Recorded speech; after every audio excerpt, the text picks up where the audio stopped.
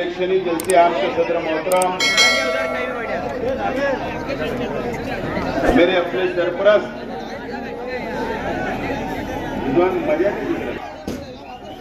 Zainuddin BA साहब और मंच पे तशरीफ फरमा मेरे अपने सरपरस्त नसीम खान साहब,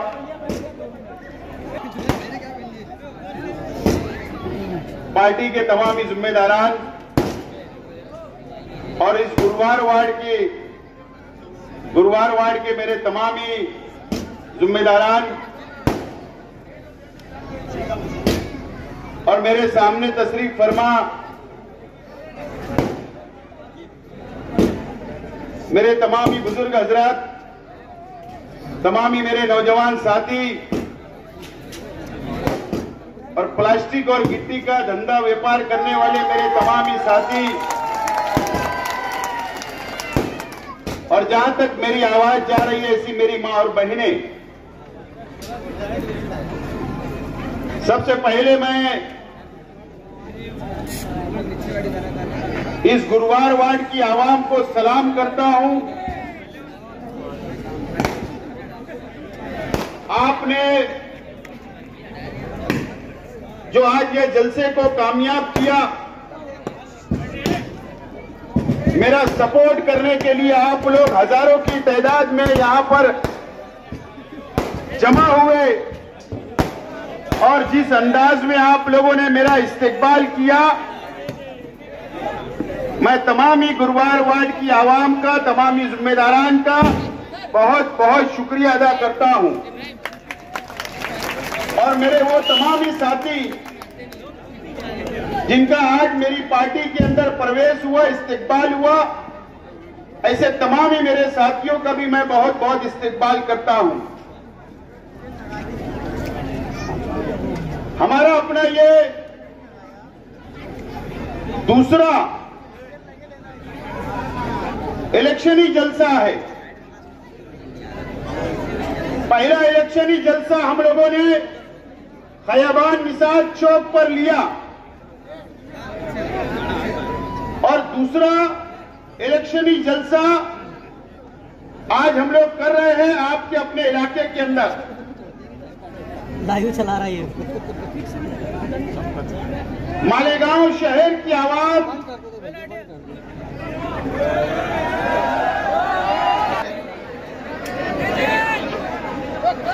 20 तारीख को फैसला करना है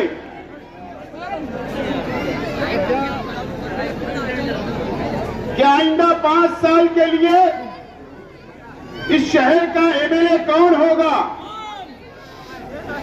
भाई जरा आपस में अगर आप बात करेंगे तो थोड़ा साइलेंस हो जाए। चाचा आप उठना मत अभी बीच में से। आप मालेगांव शहर की आवाम को फैसला करना है 20 तारीख को कि शहर का आइंदा 5 साल के लिए एमएलए कौन होगा, शहर का नुमाइंदा कौन होगा। इस बात का फैसला मालेगांव शहर की आवाम को करना है।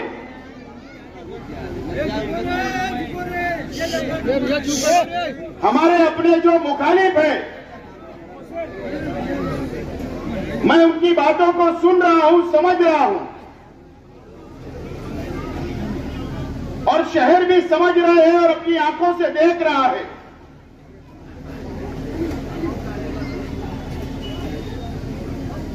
और वो ये चाहते हैं कि मैं भी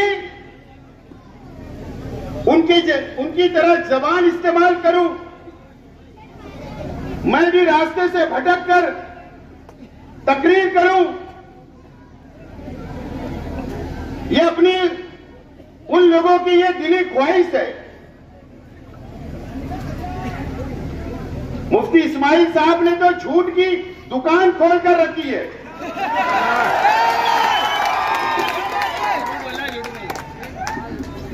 झूठ बोलो। कई लोग इसलिए इलेक्शन लड़ रहे हैं उनके स्टेट से कि शेख आसिफ कोई भी तरीके शहर का विकास, शहर का डेवलप, शहर के गरीबों के ताल्लुक से कोई बात नहीं की जा रही है। मैं आज मालेगांव शहर के तमाम ही मेरे गरीब भाइयों से अपील करने के लिए यहां पर खड़ा हुआ हूं।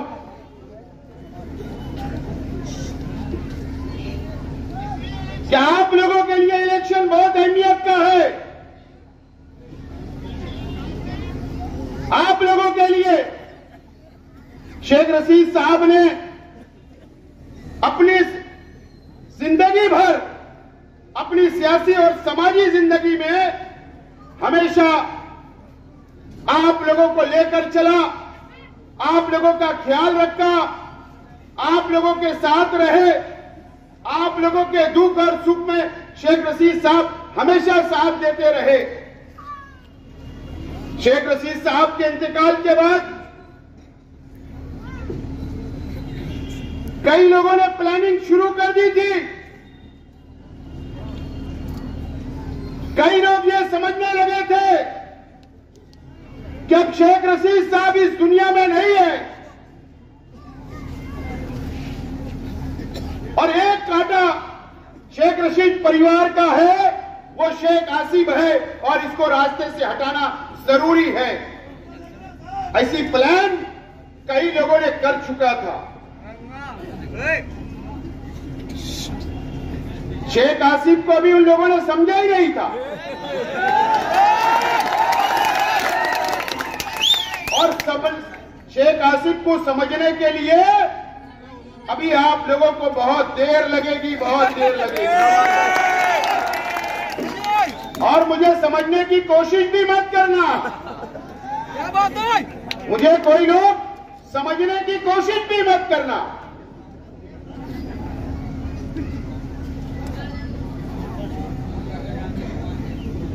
और जो लोग मुझे समझते हैं वो लोगों को पता है कि शेख आसिफ क्या चीज है। और मैं इसके लिए नहीं बोल रहा हूं। मालेगांव शहर की हजारों लाखों गरीब आवाम की दुआएं मेरे अपने खानदान के साथ है, मेरे अपने परिवार के साथ है और मेरे साथ है।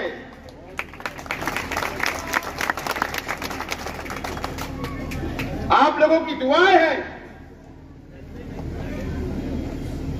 और ये इलेक्शन आप लोगों को साबित करना है कि आइंदा 5 साल के लिए एमएलए कौन होगा। आप लोगों को फैसला करना है। मैं देख रहा हूं कई दिन से कि आज के एमएलए साहब को विकास के ऊपर, डेवलप के ऊपर तुमने 5 साल क्या किया, उस नाम पर वोट मांगना चाहिए था।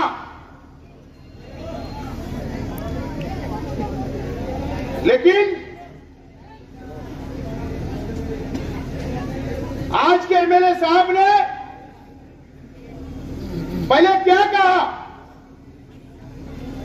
दर्स कुरान के अंदर आप लोगों को शायद पता नहीं होगा,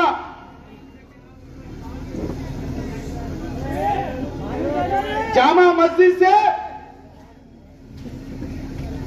दर्स कुरान खत्म हुआ, किसी ने उनसे सवाल किया तो आज के एमएलए साहब मस्जिद के अंदर बैठकर शेख रशीद साहब के ताल्लुक से, जो आज इस दुनिया में नहीं है, बोले शेख रशीद फटी कमीज पहनकर पिरखोड़ से आया था। ये मुफ्ती इस्माइल साहब ने जामा मस्जिद से कहा, नानी का दूध याद दिला देंगे, यह कहा आपने। आपने यह कहा कि शेख आसिफ को मैं गोली मार सकता हूं, मेरा निशाना बहुत अच्छा है। दम लगता है दम। आपने मुझको यतीम कहा। मैंने इसका जवाब दिया था कि हां मैं यतीम हूं, हाँ मेरे वालिद नहीं है दुनिया में, हाँ मेरी वालिदा नहीं है दुनिया में। आप एक कुर्सी के लिए, एक एमएलए की चेयर हासिल करने के लिए, जो वालिद मेरे इंतकाल कर गए, आप उनके ताल्लुक से इस तरीके की बात जामा मस्जिद में करते हो। मैं आज आप लोगों से सवाल करना चाहता हूं। मैं बहुत छोटा इंसान हूं, मुझे बहुत ज्यादा नहीं समझता, लेकिन आज भी मेरे ज़हन में बात घूमती है कि इंसाफ कब मिलेगा मेरे परिवार को, कब इंसाफ मिलेगा। जामा मस्जिद के मिंबर से, जामा मस्जिद के अंदर बैठकर मेरे वालिद के ताल्लुक से ऐसी बातें की गई। मैंने इससे पहले भी कहा था, जामा मस्जिद के ट्रस्टियान से मैंने उनको फोन करके कहा, सिया हकीम साहब से आज नाम बोल रहा हूं, वो ट्रस्ट है जामा मस्जिद के। मैंने कहा कि मेरे परिवार के ताल्लुक से, मेरे वालिद के ताल्लुक से बोला गया। क्या आपने कार्रवाई की? बताइए शहर की आवाम को। क्या ये बोल दिए कि शेख रशीद परिवार मुसलमान नहीं है? कम से कम ये बोल दो। आज तक इसके ऊपर जवाब नहीं आया। एक आदमी को पूरी छूट दी जाएगी किसी की भी जातियात पर बोलने के लिए। क्या ये बोल दो कि हम मुफ्ती इस्माइल साहब को हम कभी कुछ नहीं बोलेंगे, उनको इजाजत है। कब हमको इंसाफ मिलेगा? एक कुर्सी के लिए आप एक आदमी की सपोर्ट करते हो, एक एमएलए की चेयर के लिए इस तरीके की हरकत ये शहर के अंदर बंद होना चाहिए। मैं आज भी सवाल करता हूं जामा मस्जिद के ट्रस्टियान से कि कब हमको इंसाफ मिलेगा, कब जवाब मिलेगा। ये शहर इस बात का इंतजार करेगा, आपको इंतजार करना पड़ेगा। और मैं उम्मीद करूंगा कि इलेक्शन तक हमको जवाब मिलेगा इस शहर की आवाम को।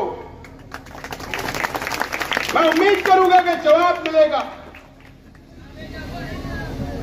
एक कुर्सी के लिए आप मस्जिद का सहारा लो, एक मस्जिद के लिए आप जमीयतुल उलमा का सहारा लो। क्या हुआ फतेह मैदान पर? क्या हुआ फतेह मैदान पर? जमीयतुल उलमा का जलसा था, ठीक है, आपको अपना हक, अपनी बात रखने का, मुझे कुछ नहीं बोलना है। लेकिन वहां पर मालिक बकरा साहब ने, मैं उनकी बहुत इज्जत करता हूं और करूंगा, बुजुर्ग है। जमीयतुल उलमा पूरे हिंदुस्तान की एक दीनी तंजीम है। हमको उनके ऊपर पूरा भरोसा है, विश्वास है। जमीयतुल उलमा के मेंबर हर इंसान बनता है, हर मुसलमान बनता है, हर इंसान उनकी मदद करता है।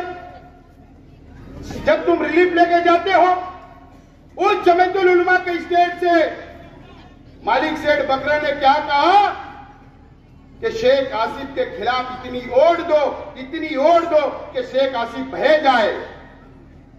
1 लाख बोले जमीयतुल उलमा के मेंबर है, सब लोग वोट उसके खिलाफ दो। जमीयतुल उलमा, पहले आप मालेगांव शहर के जमीयत के जिम्मेदारान से भी मेरी रिक्वेस्ट है, गुजारिश है कि आप ये बोल दो कि ये प्राइवेट कंपनी है हमारी 4-5 में।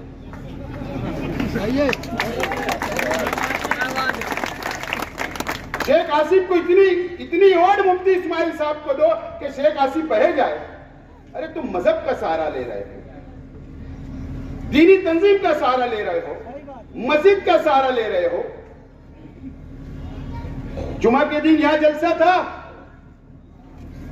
पता है आपको इस इलाके के अंदर एक मस्जिद के अंदर नाम नहीं लेते, जाने दो। शहर के एमएलए साहब के फर्जंदों ने बयान किया, बयान देखो, जलसा यहां और मस्जिद भी यहीं। मस्जिद में बयान हो रहा है अच्छाई और बुराई का। अच्छी बात है, मेरा तो चैलेंज है। खयाबान निसार चौक पर मैंने चैलेंज किया कि ठीक है, अच्छाई और बुराई पे इलेक्शन लड़ना है तो मैं चैलेंज कबूल करता हूं, आप सिर्फ स्टेट से ऐलान कर दो कि हाँ शेख आसिफ तेरा चैलेंज कबूल है, बोल दो। आज तक जवाब नहीं आ रहा। मैं मालेगांव शहर के मुसलमानों से, मालेगांव शहर के दीनी तंजीमों से, मालेगांव शहर के मुसलमानों से मेरा सवाल है, अच्छाई और बुराई का इलेक्शन की अगर बात करते हो ना, आज के मेरे साहब जिस वक्त तुमने तीसरा महाज बनाया था उस वक्त 27 कारपोरेटर चुनकर आए थे, तो आपने डिप्टी मेयर किसको बनाया था ये शहर के आवाम को बता दो। किसको बनाए थे पता है? स्टेज लगता था मुफ्ती इस्माइल साहब का तीसरे मास का, दुआएं होती थी, अच्छी बात है दुआ होना चाहिए, लेकिन जब आप लोगों ने वोट दे दिया 27 सीट चुनकर आ गई, तो उन्होंने डिप्टी मेयर किसको बनाया था पता है? राधिका बियर बार के मालिक, रामराज के बियर बार के मालिक नरेंद्र सोनोने को उन्होंने डिप्टी मेयर बनाया था, डिप्टी मेयर। क्यों? मुफ्ती इस्माइल साहब, आपको कोई साफ सुथरा इंसान मुसलमान नजर नहीं आया? क्यों मुफ्ती इस्माइल साहब, आपको कोई पढ़ा लिखा टीचर नजर नहीं आया? आपको कोई बुनकर नजर नहीं आया? आपने एक शराब बेचने वाले को डिप्टी मेयर बनाया और इन मुसलमानों की वोटों से बनाया था। तुम अच्छाई और बुराई की बात करोगे? आपने कॉर्पोरेशन की कारपोरेटरशिप किसको दी थी? यही मुसलमानों ने वोट दिया था आपको। आपने उसी वक्त ज्योति दीपक भोसले जो पंचशील बियर बार का मालिक है, पंचशील बियर बार जो छावनी पुलिस स्टेशन के सामने है, आपने शराब बेचने वाले की बीवी को मुसलमानों की वोट से आपने कॉर्पोरेशन का मेंबर बनाया। ये कोई बुनकर नजर नहीं आया? कोई आलिम हाफिज नजर नहीं आया? कोई आपके दीनी तंजीम का जिम्मेदार नजर नहीं आया? आप अच्छाई और बुराई की बात करोगे? जब 20 कारपोरेटर आपके चुन कर आए 2017 में, तो आपने एक बोरसे नाम के आदमी को कॉर्पोरेशन का मेंबर बनाया, और इसके लिए बनाया कि मुसलमान आपको पैसा देने वाला नहीं था, आपको पैसा चाहिए था। आप अच्छाई और बुराई की बात करोगे? आप कौम की बात करोगे? आपको कोई हक नहीं है। और जो लोग मेरे परिवार पर और मुझ पर इल्जाम लगा रहे हैं ना, मैं आज बहुत सीधा और साफ सुथरा इलेक्शन लड़ने के मूड में हूं। मैं तो कसम खुदा की बोलता हूं दोस्तों, शेख आसिफ कभी झूठ नहीं बोलता। इन्होंने ऐलान कर देना सिर्फ कि ठीक है शेख आसिफ तेरा चैलेंज कबूल है अच्छाई और बुराई के ऊपर। सिर्फ मैं मीडिया वाले आप लोगों से भी बोलना चाहता हूं, जहां उनसे सवाल पूछो और उनका चैलेंज मेरे को कबूल है और उन्होंने मेरा चैलेंज कबूल करना, जहां वो बोलेंगे वहां स्टेज लगाऊंगा और पूरा शहर जमा होना और फैसला तुम लोग कर लेना अच्छाई और बुराई के। तैयार हूं, मैं तैयार हूं। कई लोगों तो मुंह भी नहीं बता पाएंगे शहर की आवाम। इतनी सेक्सी सेक्सी बातें करते हो ना भाई, मटेरियल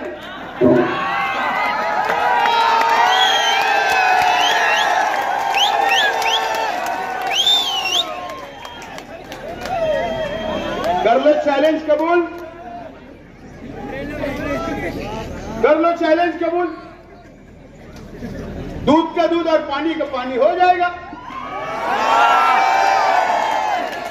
मैं तो और नीचे नहीं जाना चाहता। किसी की बाल बेटी की इज्जत करना ये मैं मेरा मिल्ली फर्ज समझता हूं, दीनी फर्ज समझता हूं। ये तो पूरी हिस्ट्री है, पूरी हिस्ट्री है। अगर यहां से लिख लूंगा ना तो नकदी तक ही जाऊंगा सिर को। पूरा डाटा पेश करके रख दूंगा, मुंह बताने लायक नहीं रहेंगे। अच्छा ये बुराई बंद करो, काम और डेवलप के ऊपर बात करो, काम और विकास के ऊपर बात करो। मुफ्ती इस्माइल साहब, ये शहर की आवाम ने 1,17,000 वोट आपको दिया था। आपने तुम्हारे अपने शहर की आवाम के लिए क्या किया, कौन सा विकास किया, कौन सा डेवलप किया, ये बताओ। ये बातें नहीं हो रही है। मैंने एक जलसे के अंदर कहा, मीडिया वाले मेरी बात को रिकॉर्ड करेंगे तो आपका शुक्रिया अदा करूंगा, और पुलिस डिपार्टमेंट भी यहां होगा तो उनसे भी रिक्वेस्ट है। अल्लाह का करम है, ये शहर के अंदर तब्दीली की लहर है, तब्दीली की लहर है। मेरे अपने मुखालिफ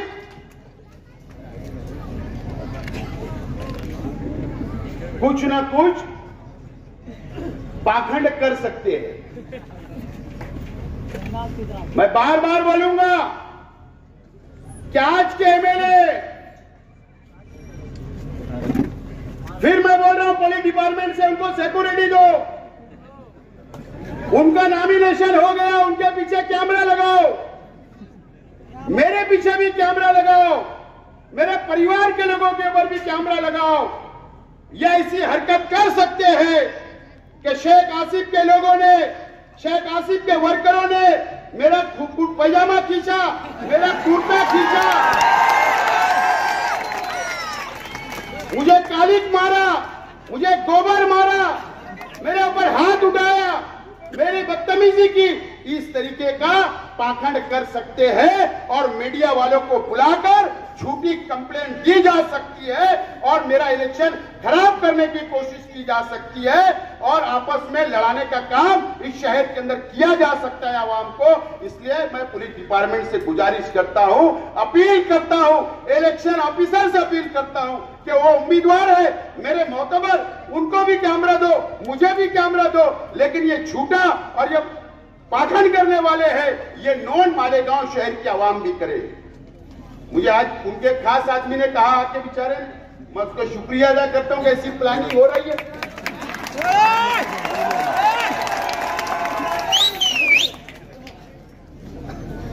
इस तरीके से इलेक्शन लड़ने की कोशिश की जा रही है, जीतने की कोशिश की जा रही है। कुछ भी कर लो। अब ऐसा है कि यहां पर कल एक जलसा हुआ मेरे भाई का। अब मुझे बताओ, मुझे आप लोग बताओ तो, मैं 5 साल एमएलए था क्या? मेरे भाई ने उसके स्टेज के ऊपर अरे शर्ट उतार के नाचा,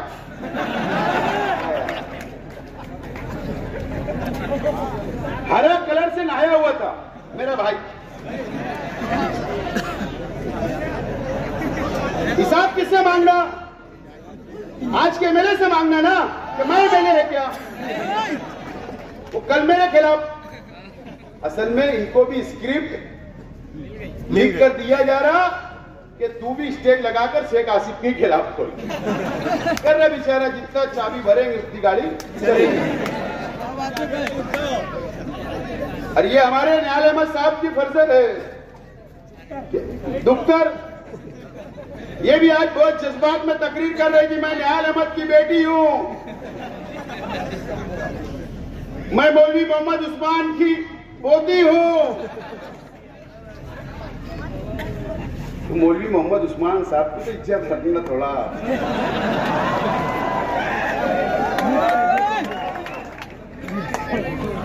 नाम मौलाना का तो थोड़ा उनका भी याद रखना होगा। लेकिन ये लोग शहर के लिए घातक लोग हैं। ये दोनों मियां बीवी की जोड़ी है ना, ये शहर के लिए घातक है। ये कहीं भी तोड़ी कर लेते। इन लोगों को रुकना जरूरी है, इनको रोको। इनको अगर नहीं रोकेंगे तो जैसे मुफ्ती इस्माइल साहब ने 5 साल ये शहर को बर्बाद किया, ये लोग भी ये शहर को बर्बाद कर देंगे। ये सब बर्बाद करने के लिए अपने जाति मुफाद के लिए आए। और अल्लाह का करम है कि शेख रशीद साहब थे, उनकी जिंदगी आप लोगों के सामने थी कि शेख रशीद साहब दयावान इंसान थे, गरीबों के लिए लड़ना, गरीबों के लिए मरना, और वो गरीबों से मिलते मिलते दुनिया से चले गए, हमको सिखा कर गए। और हमारी भी तैयारी है इसके लिए, असेंबली के इलेक्शन के अंदर मैं भी उम्मीदवारी कर रहा हूं। अपना जलसा क्या होगा मालूम है? मीडिया वालों से बोल रहा हूं, अपना जलसा होने वाला अंसार रोड इस्लामपुरे में जुमा के लिए। ये जहां स्टेज लगाएंगे वही मेरा स्टेज लगने वाला। तुम्हारा पीछा छोड़ने उड़ने वाला नहीं हूं, बराबर है? 180 करोड़ रुपए का तुमने कहा सौदा किया? मैं 1 करोड़ 80 नहीं बोल रहा है, 180 करोड़ रुपए का तुमने कहा सौदा किया, वहां मैं इनकी पोल खोलने वाला हूं आज के मेरे साथ। मैं चाहता हूं कि शहर के बुनकर भाई भी वहां पर आए मेरा जलसा सुनने, और शहर के बुनकर भाइयों से भी अपील करता हूं कि आप लोग आइए। मैं आपके लिए एक स्कीम का ऐलान करने वाला हूं, आइए आप लोग। लेकिन बड़ी पोल खोलने वाला हूं। मैं भी बहुत हैरान था जब मुझे मालूम पड़ा 180 करोड़, अरे हैरान था। तो वो भी पोल वहां पर खोलूंगा। लेकिन दोस्तों, मैं आज आप लोगों से अपील करता हूं, ये जो हरा कलर है ना, ये मेरा जो झंडा हरा कलर का है ना, ये मेरी पार्टी का पूरा नाम आपको पता है, उसका शॉर्ट नाम क्या था वो भी आपको पता है। ठीक है, उलमाओं ने बोला तो मैं उनका एहतराम किया। लेकिन अगर आप लोगों ने मुझे असेंबली के अंदर भेजा, नौजवानों ने, शहर की आवाम ने, तो आज आपसे यकीन दिलाता हूं, आप लोगों को ऐलान करता हूं इस बात का कि ये हरा झंडा असेंबली के अंदर लेकर जाऊंगा। मैं बात हरा झंडा लेकर जाऊंगा। और ये लड़ाई मेरी इनसे नहीं है, ये लड़ाई बहुत बड़ी है। मेरी लड़ाई भगवा करण से है, भगवा करण से। मेरी लड़ाई ये भगवावादी लोगों से है, और इसके लिए मैंने हरा लिया हो। मुकाबला करने के लिए हरे की जरूरत पड़ेगी, इसके लिए भगवा करण लोगों के खिलाफ में मैं मैदान के अंदर उतरा हूं। और बहुत लड़ना है। वक्फ बोर्ड का बिल आया, वो किसके लिए आया? आप लोगों को पता है कि मरकजी हुकूमत ने वक्फ बोर्ड का कानून लाई। वक्फ बोर्ड मतलब ये मदरसा है, ये जमीन भी वक्फ बोर्ड की है। अगर कोई भी मस्जिद में हम नमाज पढ़ते, वो भी वक्फ बोर्ड की है। कब्रिस्तान में जहां हमारा आखिरी मुकाम है, जहां हमको दफनाया जाता, वो भी वक्फ बोर्ड की जमीन है। जहां पर दरगाह है, वो भी वक्फ बोर्ड की जमीन है। जहां पर खानका है, वो भी वक्फ बोर्ड की जमीन है। और जो मरकजी हुकूमत ने और बीजेपी ने जो काला कानून लाया है, वो इलेक्शन के बाद महाराष्ट्र के अंदर जब लागू करेगी, तो कलेक्टर को पावर दिया है, वो आकर मस्जिद में रजिस्टर चेक कर सकता है, पुलिस के साथ आ सकता है, इमाम का नाम लिख सकता है, मदरसे के बच्चों का नाम लिख सकता है, हमारे को चंदा कौन देता वो चेक कर सकता है, अकाउंट चेक कर सकता है। इतना खतरनाक काला कानून बनाने का काम भारतीय जनता पार्टी कर रही है। मुझे बताओ, ये आज के एमएलए साहब ने तो 10 साल खामोश रहे, इनसे लड़ेगा कौन? ये मस्जिद और मीनारों के शहर को बचाएगा कौन? मैं तैयार हूं। अगर आप तैयार होगे तो मैं यकीन से आपको बोलता हूं कि हमारे शहर मस्जिद और मीनारों का शहर है। खानकाहों का शहर है, कब्रिस्तानों का शहर है, ये मुसलमानों की बस्ती है और ये काला कानून का मुकाबला आपका भाई असेंबली के अंदर करने के लिए तैयार है, अगर आप मेरे को साथ देते तो। ये हैदराबाद के लोग नहीं आएंगे, याद रखना, ये हैदराबाद के लोग नहीं आएंगे। असेंबली के अंदर जब पुलिस मस्जिद में आएगी, जब कलेक्टर मस्जिद में आएगा, काला कानून लगने के बाद तो ये हैदराबाद से नहीं आएंगे, 5 साल नहीं आए। जब मस्जिद के अंदर कोई आएगा तो ये शेख आसिफ खड़ा रहेगा, आपके साथ खड़ा रहेगा। तो नौजवान, जज्बात में आने की जरूरत नहीं है, इस माहौल को बनाने की जरूरत है। और आज मैं दोबारा इस बात का भी ऐलान करता हूं कि मेरे पास कोई मसलक नहीं, मेरे पास कोई बिरादरीवाद नहीं, कोई मसलकवाद नहीं, कोई गरीब नहीं, कोई अमीर नहीं, मैं पूरे शहर को लेकर चलना चाहता हूं। सिर्फ मेरे सामने मुसलमान, मेरा अपना शहर, ये मस्जिद मियारों का शहर, मैं सबको लेकर चलना चाहता हूं। मैं तो चाहता हूं कि आप मुझे बुलाइए, आपका काम होगा। अगर आप मुझे दूर से समझ रहे होंगे तो आप मुझे फोन करके बुलाइए, मैं आपके मकान के अंदर बैठकर आपसे बात करने के लिए तैयार हूं। मुझे समझ तो लीजिए, मुझे समझ तो लीजिए। मुझसे नफरत करने से कुछ नहीं मिलेगा, मुझसे मोहब्बत करो, मैं ये शहर को लेकर चल सकता हूं। मैं वादा करता हूं शहर की आवाम से और जुरवार वार्ड की आवाम से और यहाँ के रहने वालों से, ये इलेक्शन पर नजर बना के रखो। गली गली जाना पड़ेगा, माँ बहनों को समझाना पड़ेगा, नौजवानों को समझाना पड़ेगा, स्लिप बांटना पड़ेगा, वोट गिराना पड़ेगी, जब जाकर हम लोग इलेक्शन जीत सकते हैं और ये शहर को बचा सकते हैं। तो मैं आप लोगों से अपील करता हूं कि 20 तारीख को मुझे सिंबल 2-3 रोज में मिलेगा। मेरा सिंबल जो भी होगा उस पे बटन दबाकर मुझे भारी अक्सरियत से कामयाब करे, अपील करता हूं और ऐलान करता हूं कि अंसार रोड इस्लामपुरे में जुमा के दिन जलसा होगा। बहुत बहुत शुक्रिया, खुदा हाफिज। डायमंड कारपेट, हमारे वहाँ कारपेट, गराज, हेडलोन, रेलवे वाला कारपेट होलसेल रेट में दिया जाता है। हमारा पता याद रखें, मुस्तफा बंगार बाजार, डायमंड कारपेट।